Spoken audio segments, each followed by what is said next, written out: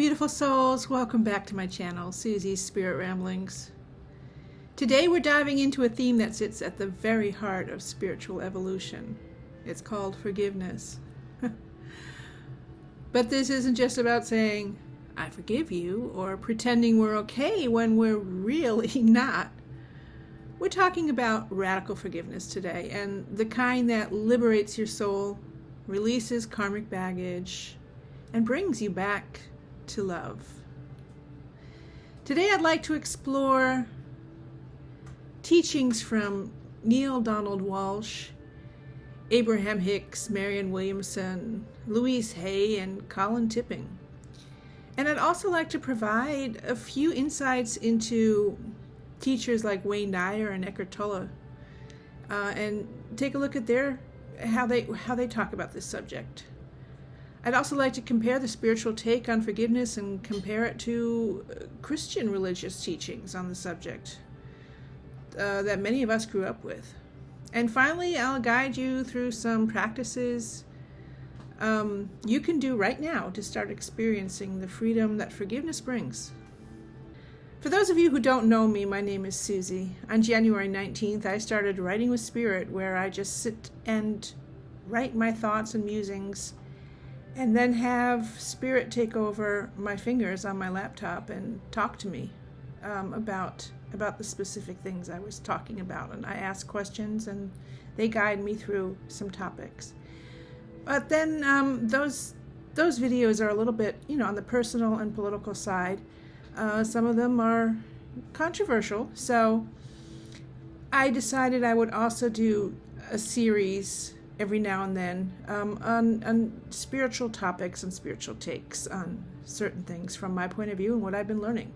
These videos are basically a collection of issues and aspects of spirituality that I myself have been dealing with on a personal level, and that I'm just sharing with you. So I'm not a master in any of this. I am just sharing with you what it is I'm learning, so that we might be able to heal together, if that so is. So let's get back to the topic at hand, forgiveness. Let's begin.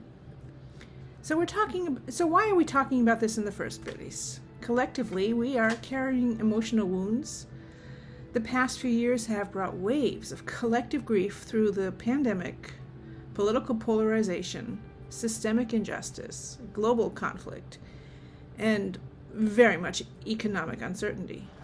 Many are walking around with unprocessed anger, betrayal, and fear.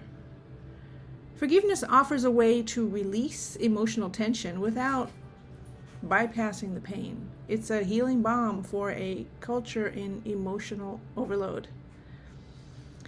The polarization we have been living through has been fueled by, let's say it, unforgiveness. In a world where disagreement easily turns into dehumanization, forgiveness becomes a revolutionary act, in fact. When people feel wronged, politically, socially, or personally, they do tend to harden into righteousness. Who's right? Who's wrong? But in fact, that only deepens the divide. Now, forgiveness invites us to see the humanity behind the opposing view, even if we disagree. It creates room for dialogue and bridges rather than walls and weapons. Holding a grievance is like drinking poison and expecting the other person to die, says Marianne Williamson on the subject. Yet without forgiveness, there is no inner peace. The chronic stress and mental health struggles many face, anxiety, burnout, resentment, they're often fueled by unconscious emotional baggage. And boy, do I have some of those.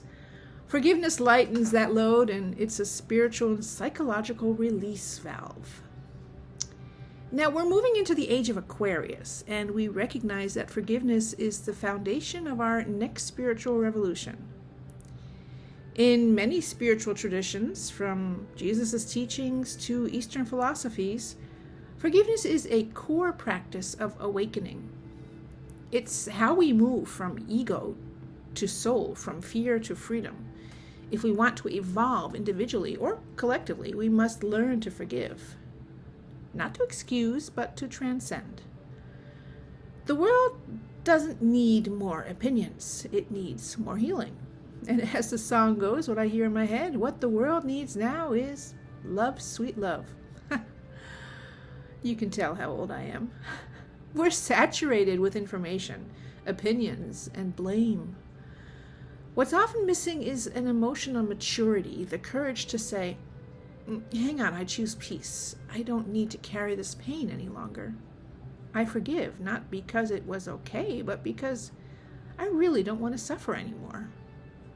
This is in fact an act of strength, not one rooted in domination or being right, but in conscious compassion. So let's dig just a little bit deeper.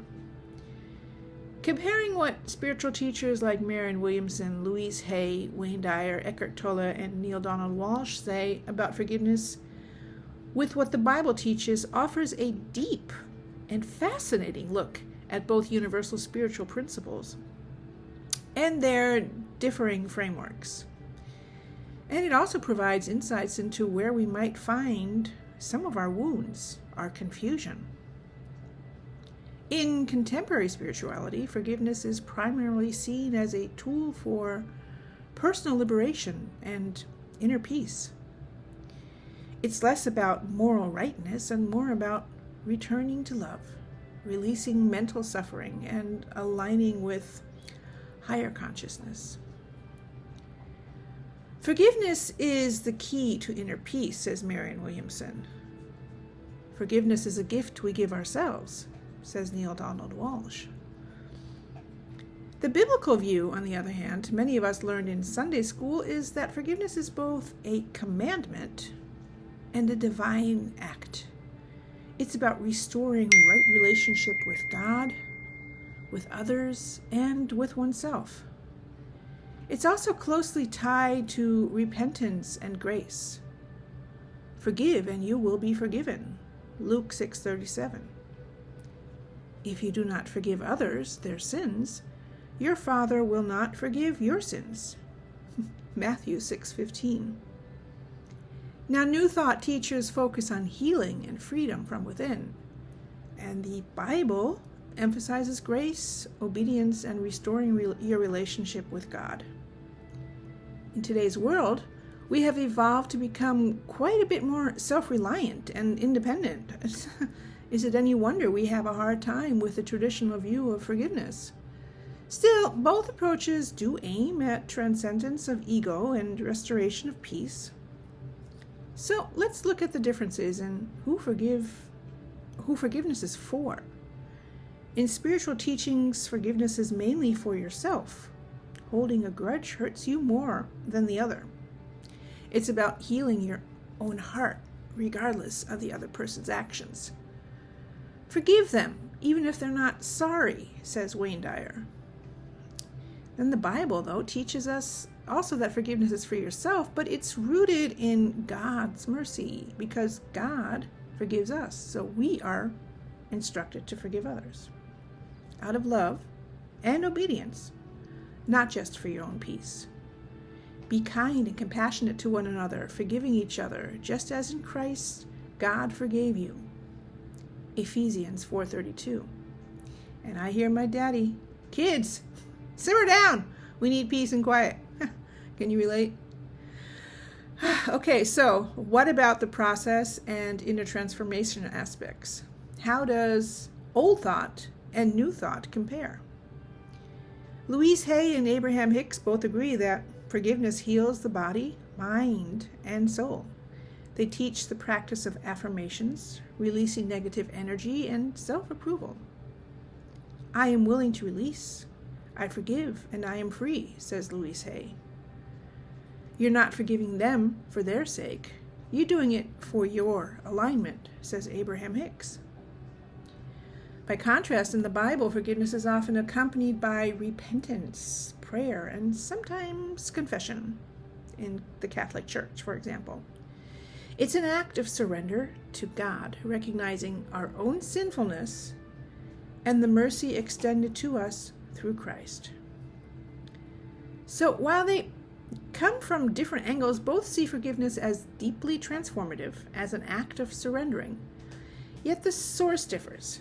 Self versus source. Energy versus God. Through Christ. And here's the true difference. Today's spirituality recognizes our power as the sons and daughters of a loving divine power, or entity.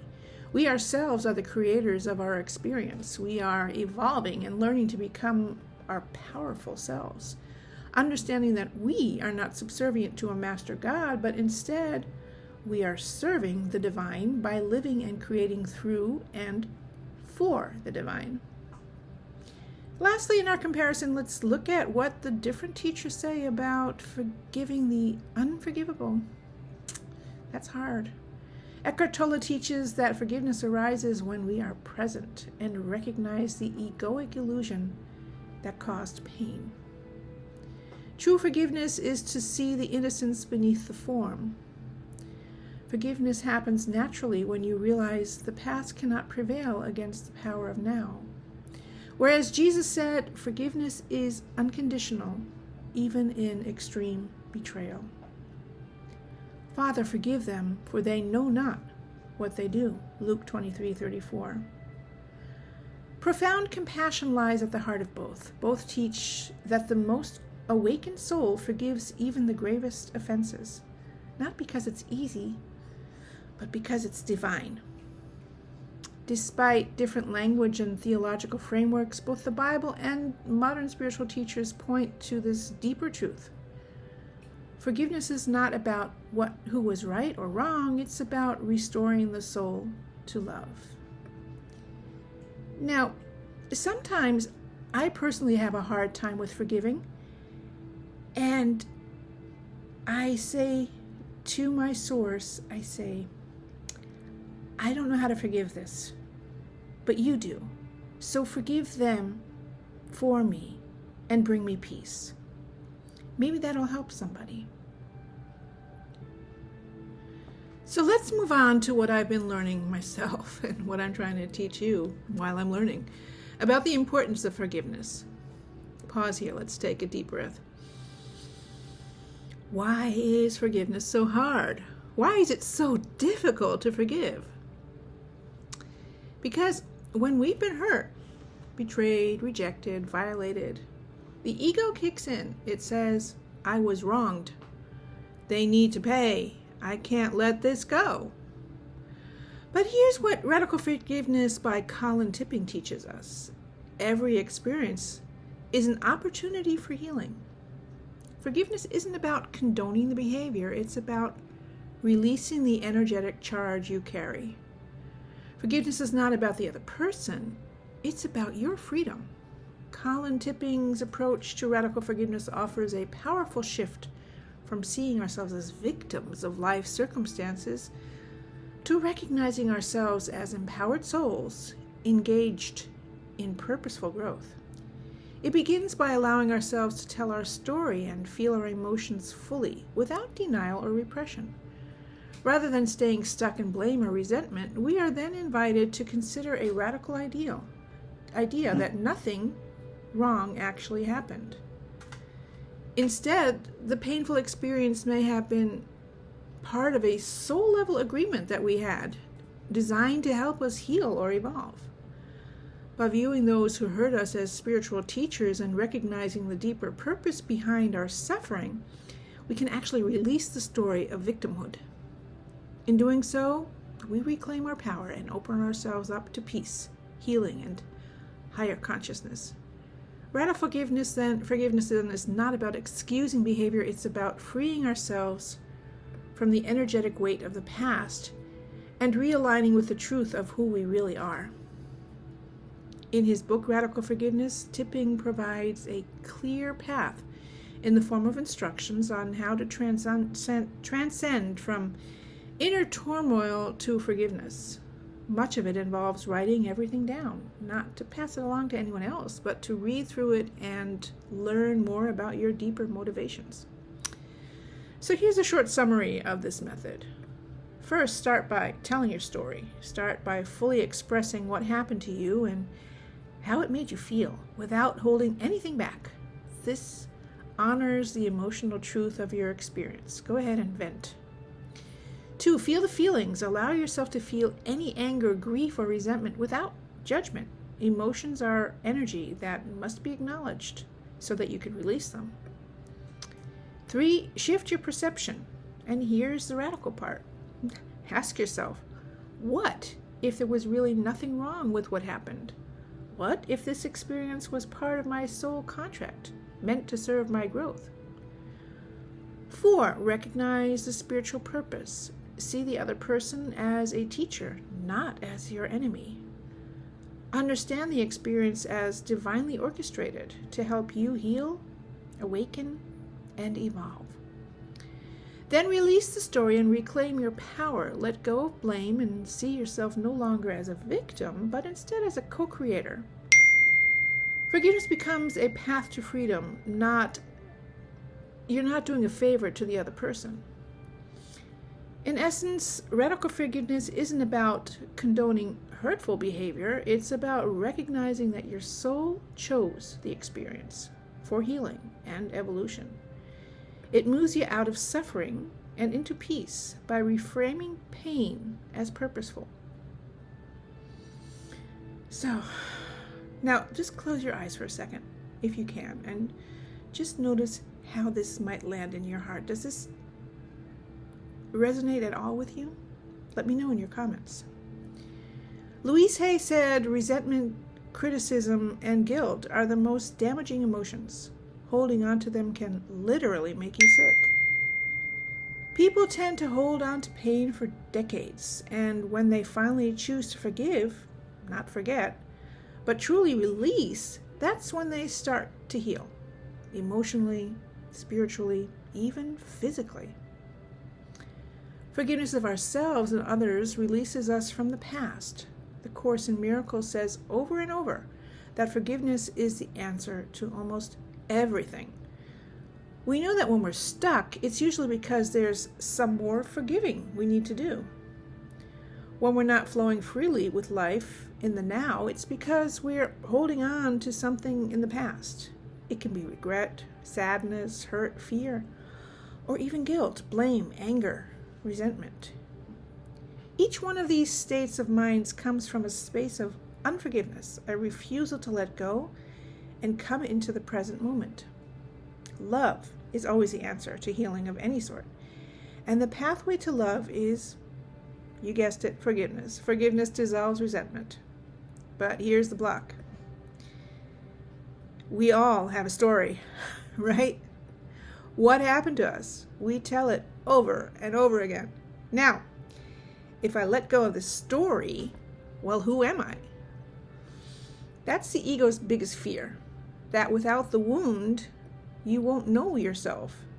But here's the truth. You are so much more than what happened to you. Okay, so let's take another step back and talk about energy. Abraham Hicks teaches you cannot be tuned to well-being and resentment at the same time. Forgiveness is not just spiritual, it's vibrational hygiene. When you hold on to anger or guilt, you block your connection to Source. And while Abraham Hicks doesn't always speak about forgiveness in the traditional sense, their teachings do emphasize alignment, releasing resistance, and coming into emotional freedom, which are the heart of true forgiveness. So let's review for a moment some of Abraham's quotes that reflect their philosophy on forgiveness and how it relates to our vibration. 1, they say, you cannot get to a better feeling place by holding on to blame. Forgiveness is just the release of resistance. So in other words, forgiveness, according to Abraham, is about letting go of resistance so you can return to alignment with your inner being. You're not excusing what happened. Instead, you're choosing your own peace. Another one is forgiveness is not about the other person. It's about your relationship with your Source. And Source never holds a grudge. I love that one. What they're saying here is That holding on to anger disconnects us, of course, from who we really are. Surrendering, letting go, forgiving is how we reconnect with that unconditional love. Another one of their quotes is, "If you knew how much your thoughts about others were affecting your vibration, you'd never think of anyone with anything less than appreciation again." So every time we focus on resentment, we pay the price in our own vibration. Forgiveness is the vibrational path to freedom. You don't have to figure out how to fix anything. You just have to let go of the struggle and reach for a better feeling thought, they say. You don't have to process or justify everything you forgive. Just reach for relief, one bit at a time. You can't be angry and be in the receiving mode, they say. You can't be resentful and be in the receiving mode. Forgiveness puts you back in the receiving mode. Are you letting it in?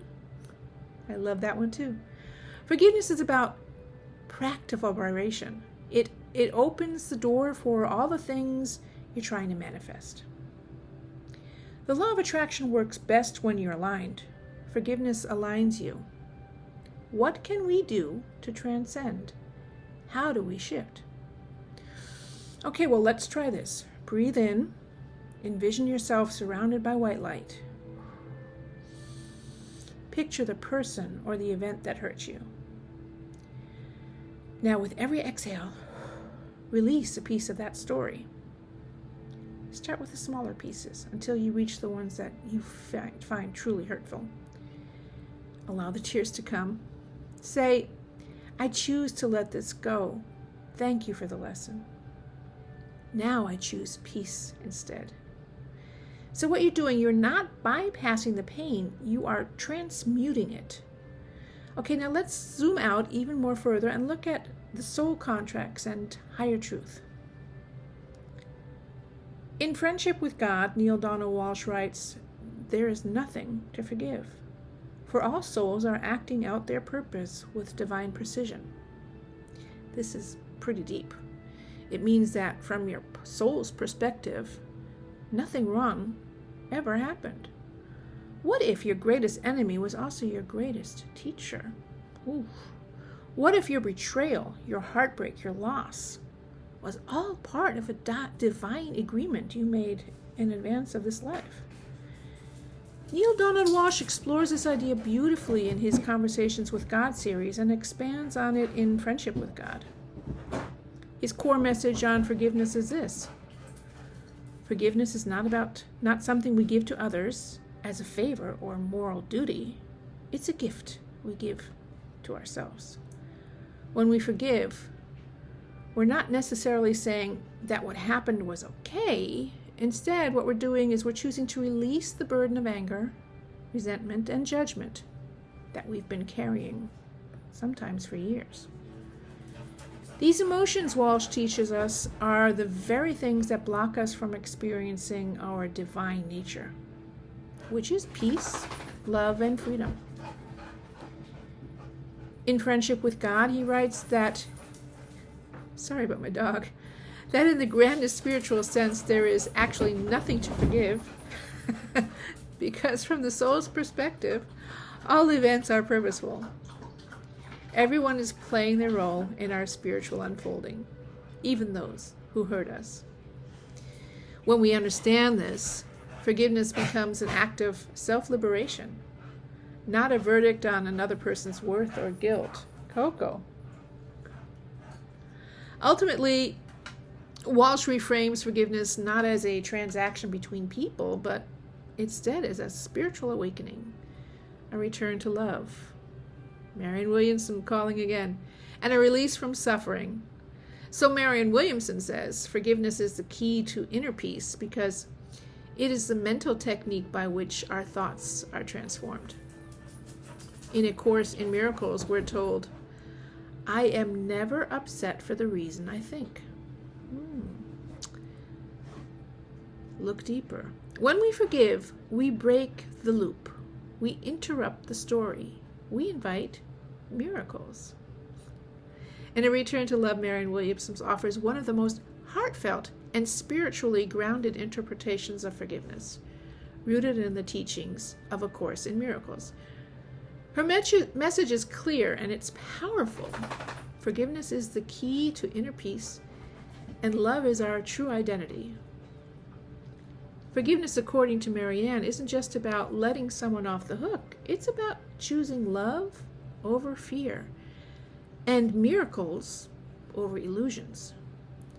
When we hold on to anger, resentment, or judgment, we are actually choosing to suffer. We're identifying with the ego, the small self that believes in separation, attack, and lack. But when we forgive, we release ourselves from the prison of our own grievances. To forgive doesn't mean we deny that we've been hurt. It means that we're willing to see the situation differently. Not with the eyes of the ego, but with the eyes of love. Marianne teaches that only love is real, and anything else, fear, anger, guilt, betrayal, is part of the illusion created by the ego. In other words, life is a stage. We need to remember our part in it. Another powerful insight she shares is forgiveness is selective remembering, a conscious decision to focus on love and let the rest go. Just let it go. Go. This is not spiritual bypassing, it's spiritual responsibility. We're choosing to align with our higher selves, to remember that beneath every harmful act is a soul who has forgotten who they are. And by forgiving them, we are also forgiving ourselves for the ways we have lived in forgetfulness. Forgiveness in this sense becomes an act of miraculous transformation. It's the undoing of fear and the pathway to remembering that truth of who we are, not victims or judges, but beings of light and love. Okay, now let's take another deep breath here. How are you feeling? This is all deep, I know. And my apologies for my dog. It's been raining all afternoon and she finally got out. So she's having a wonderful time. How are you feeling? Okay, let's go on. Louise Hay produced a longer movie called You Can Hear Your Life that you can find on YouTube. I'll provide the link below. I found this movie incredibly healing, and I would recommend it to everyone as an aid in transcending our sometimes mediocre lives to something magical, living our best lives. You Can Heal Your Life is both an inspiring personal story and a spiritual guidebook that explores the deep relationship between our thoughts, beliefs, and physical health. At its core, the film shares Louise Hay's powerful message: our thoughts create our reality. And by changing those thoughts, we can transform our lives. Louise begins by recounting her early life, marked by abuse, abandonment, and low self-worth, and how she eventually overcame trauma and illness through the healing power of self-love and positive affirmations. She shares her journey of being diagnosed with cancer and choosing to heal herself naturally without conventional medical intervention. Through a combination of affirmations, emotional release work, forgiveness, and spiritual surrender, she experienced a full recovery. This journey forms the backbone of her philosophy. Now, throughout the film, Louise emphasizes that every illness stems from an emotional cause, a belief, a suppressed emotion, or long-held resentment. She presents the idea that our subconscious beliefs, often shaped in early childhood, become the patterns we live by. If we don't question and change them, they can manifest as emotional pain, poor relationships, financial struggles, and even physical illness. So to counter this, Louise offers a simple yet profound practice: affirmations. By consciously choosing thoughts like, I am safe, I am worthy, and I love and approve of myself, we begin to rewrite the mental programming that has kept us stuck.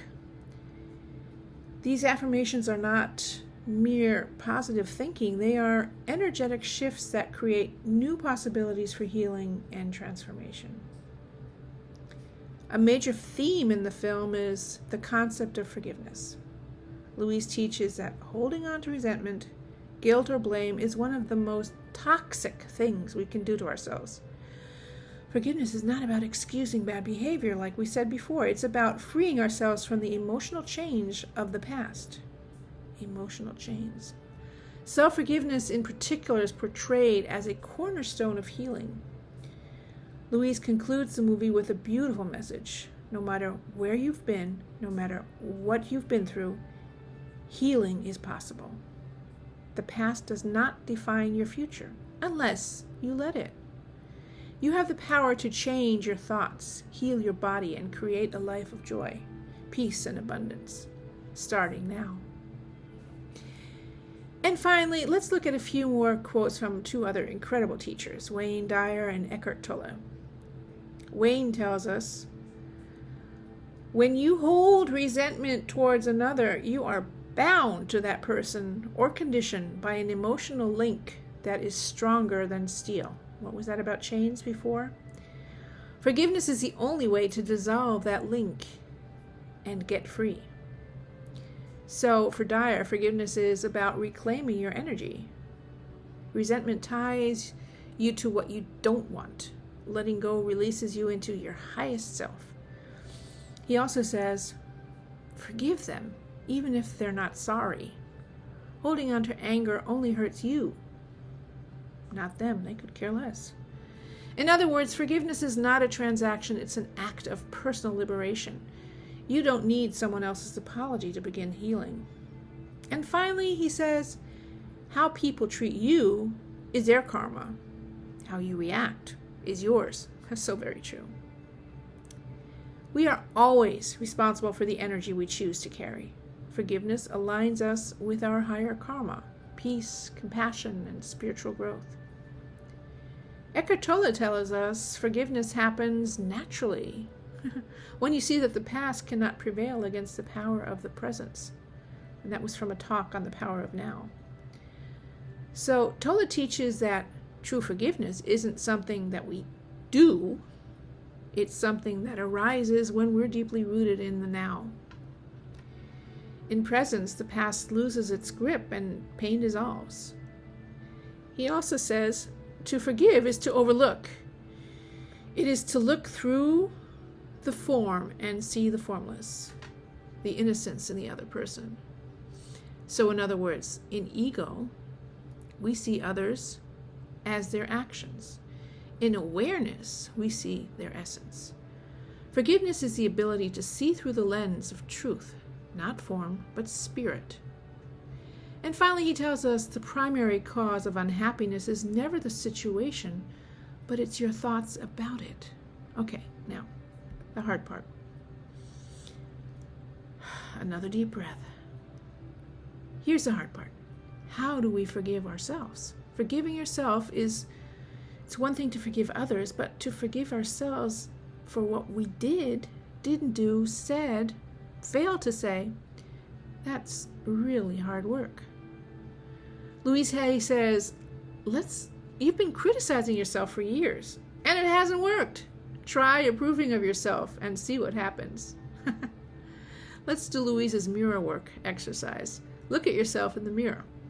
Place your hand on your heart. Say, I forgive myself for not knowing what I didn't know. I release myself from the prison of guilt. I choose to live free. Forgiveness isn't a finish line. It's a daily choice to return to love. Okay, so let's come to a close then. What if, just imagine, there was nothing left to forgive? What if your pain has already served its higher purpose? What if today, right now, you choose to lay down your burdens and say, I am done suffering. I release this now. I forgive. And I am free. Forgiveness doesn't make you weak. It makes you whole. In our current world of division and polarity, change, And healing starts with each and every one of us. We ourselves have the responsibility to live our best lives in happiness and in peace with others. Let's look in the mirror and pledge to ourselves that we will take the first step at home and work towards creating a beautiful world. Let's all evolve. If this video spoke to you and your soul, let me know in the comments what you are ready to forgive today. What are you ready to forgive today? And if you want more tools or healing on spiritual awakenings, don't forget to subscribe, like, and share this with any fellow traveler you might know on this path. I'm Susie with Susie's Spirit Ramblings. I'm wondering if I should just pull a card or two on this subject matter. I might as well. We're here, right? So let me pull a Wisdom of the Oracle card and see if we can come up with something that we can use.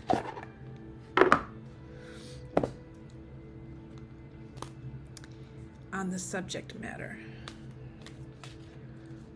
What do my spirit guides have to say about the subject of forgiveness? What can I pass on to others that is even more